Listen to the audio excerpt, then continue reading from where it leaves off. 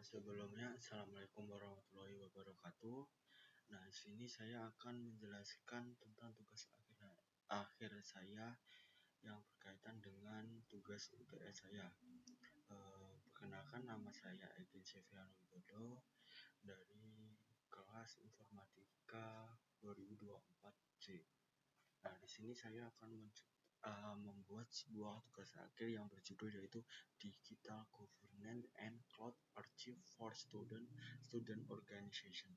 Nah, yaitu transformasi birokrasi di perguruan tinggi.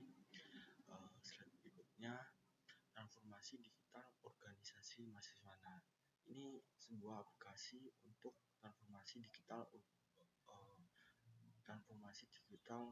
untuk organisasi mahasiswa yang berkaitan dengan cetak biru menuju paperless office, tanda tangan digital, dan arsip cloud di perguruan tinggi. Berikutnya yaitu birokrasi manual menghambat inovasi mahasiswa. Nah, inefisiensi waktu, pengesahan berjenjang, ketua, baksi, wakil rektor. Nah, itu memakan waktu berhari-hari karena dokumen fisik berpindah-pindah meja. Selain berpindah-pindah meja, belum tentu tanda tangan fisik itu bisa mencapai tujuan. Misalnya kita udah mencapai wakil rektor nih, sedangkan wakil rektor itu hari ini nggak ada. Nah, itu kan membutuhkan waktu berhari-hari ya. Nah, yang berikutnya yaitu risiko keamanan. Nah, tanda tangan basah atau pulpen rentan dimanipulasi dan dipalsukan pada dokumen finansial krusial. Nah, itu sangat tidak aman ya untuk dokumen tanda tangan basah itu. Nah, yang itu berikutnya itu mimpi buruk arsip. Nah, LPC sering rusak, hilang atau terfragmentasi, menyulitkan audit dan transparansi dana. Nah, jika LPC hilang kan menjadi sulit ya untuk melihat arsip apa aja sih yang udah dibuat di LPC tersebut gitu. Nah, di berikutnya itu 3 pilar ekosistem paperless office atau yang disebut dengan PLO. Nah, yang pertama yaitu sistem berbasis web, aksesibilitas universal, dan otomatisasi alur kerja pengajuan proposal. Nah, nanti aplikasinya itu berbasis sistem web. Nah, yang berikutnya yaitu QR code, digital signature, keamanan tingkat tinggi, anti pemalsuan, dan autentikasi dokumen real time. Nah, dengan adanya digital signature ini menjadi sangat sulit untuk terjadinya pemalsuan tanda tangan. Yang berikutnya yaitu cloud computing, kolaborasi real time, jejak audit atau yang disebut dengan audit trail, dan arsip LPC permanen. Nah, dengan adanya cloud ini LPC bisa disimpan di dalam cloud atau di dalam cloud di aplikasi nanti. Yang berikutnya itu alur kerja berbasis web atau paperless office. Nah, ini untuk susunan sederhananya ya. Yang pertama yaitu ketua ormawa, input rencana program kerja atau proker, dan profil via dashboard. Tidak ada kertas yang dicetak ya, untuk rencana program tersebut atau proposal. Nah, pembina yaitu tinggal mereview persetujuan pembina dan persetujuan pembina ormawa, masukan dan arahan program. Nah, yang berikutnya itu validasi Kaprodi. Nah, penyelarasan dengan kurikulum atau akademik. Nah, jadi di Kaprodi ini tinggal memvalidasi program atau proker yang diajukan tersebut. Nah, yang berikutnya itu wakil rektor atau kemahasiswaan. Validasi final, satu klik. Jika disetujui, sistem menghasilkan output digital secara otomatis. Nanti kalau disetujui, kalau menghasilkan output digital ya. Birokrasi tetap berjenjang, namun kecepatan eksekusi meningkat drastis karena kita tidak perlu over ke meja ke meja. Yang berikutnya yaitu pilar 2, keamanan mutlak dengan tanda tangan QR code. Yang pertama yaitu QR code hanya digenerate secara otomatis oleh sistem setelah dokumen divalidasi oleh pihak berwenang. Nah, yang kedua yaitu verifikasi publik. Siapapun yang memiliki QR code menggunakan smartphone. Nah, kita akan memverifikasi ke publik. Nah, siapa aja sih yang bisa memverifikasi QR code tersebut? Yang berikutnya authentication server. Pemindahan langsung mencocokkan ID surat dengan database kampus untuk mengambilkan data aslinya. Jika nanti diverifikasi, ya kan, server itu akan mengautentikasi ID tersebut. Nah, ID itu tuh valid dari database enggak, yang yaitu mengamankan dokumen penting dari manipulasi fakta, memastikan keaslian real time. Pihak ketiga yaitu arsip cloud dan transparansi LPC. Nah, yang pertama yaitu aksesibilitas real time. Pengurus dapat mengupload file LPC secara simultan dari lokasi berbeda tanpa versioning error. Nah, meskipun pembawa file LPC itu ada di manapun, dia kan bisa melakukan konsolidasi atau mengupload untuk menyerahkan LPC tersebut tanpa harus masuk. Nah, yang berikutnya itu rekam jejak audit, ada yang disebut dengan audit trail. Tanpa merekam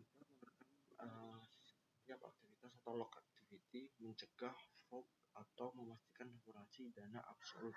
Nah, di dalam log activity ini kita bisa merekam, melihat ya aktivitas user, entah itu LPC maupun broker yang mau diajukan.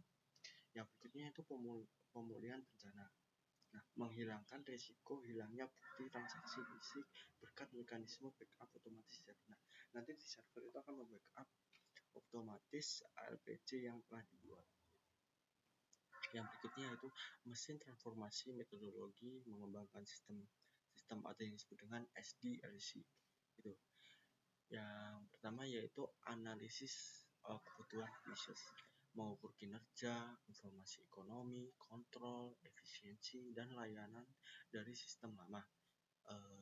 Yang kedua yaitu desain struktur, atau yang disebut dengan UML ya, memetakan interaksi pengguna melalui use case, activity, dan sequence diagram. Nah, nanti di situ akan menggambarkan gimana user itu akan berinteraksi dengan menggunakan UML.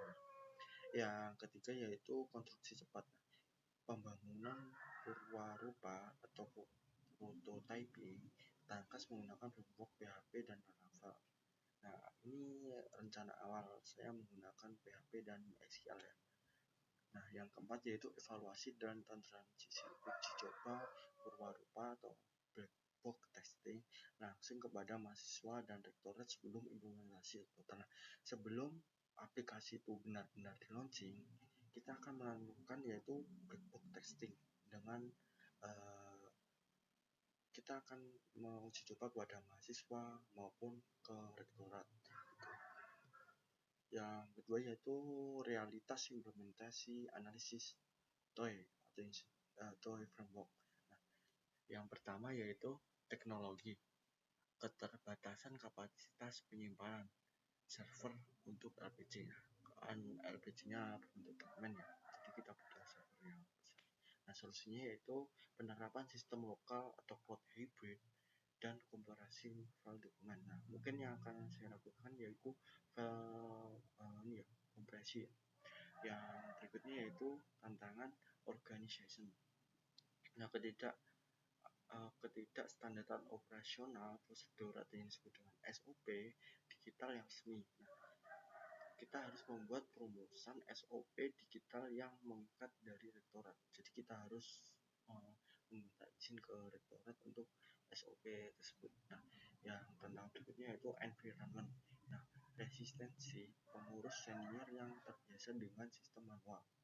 Nah, ini untuk solusinya yaitu modul pelatihan berjenjang dan pendampingan change agent. Nah, mungkin kita untuk mentransisi dari sistem manual ke sistem by aplikasi, mungkin kita bisa membuat sebuah dokumentasi untuk memperjelas pengurus-pengurus senior.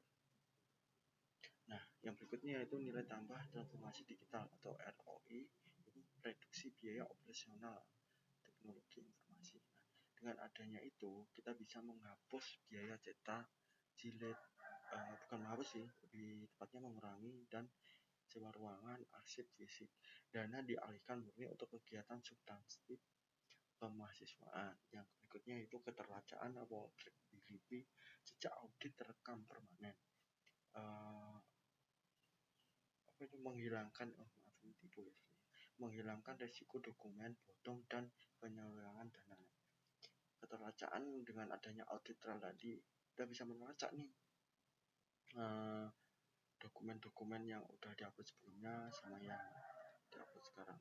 Yang berikutnya yaitu sinergi Green Campus, reduksi drastis jejak karbon dan limbah kertas melalui pengabsorpsian penuh paperless office. Dengan adanya paperless office ini, kita bisa mengurangi limbah kertas.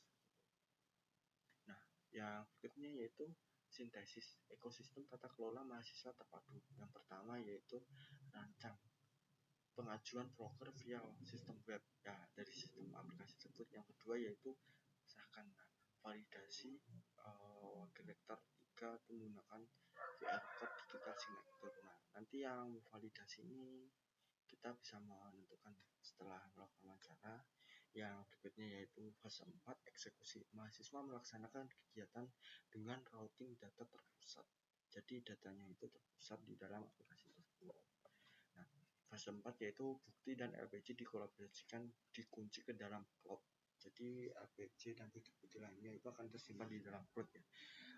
Yang berikutnya yaitu teknologi ini bukan sekedar alat bantu, ia adalah infrastruktur sosial teknis yang mengubah budaya organisasi dari tertutup menjadi ekosistem yang transparan dan kolaboratif.